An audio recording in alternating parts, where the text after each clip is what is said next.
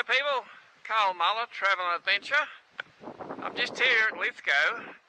The old anti-aircraft installations were here during World War II.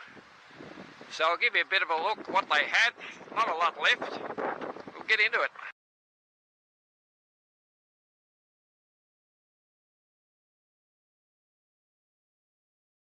This is where they had one of the guns. They had a number here.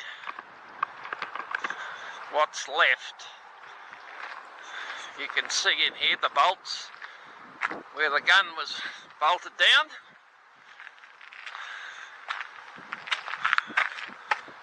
And then they had a magazine emplacements.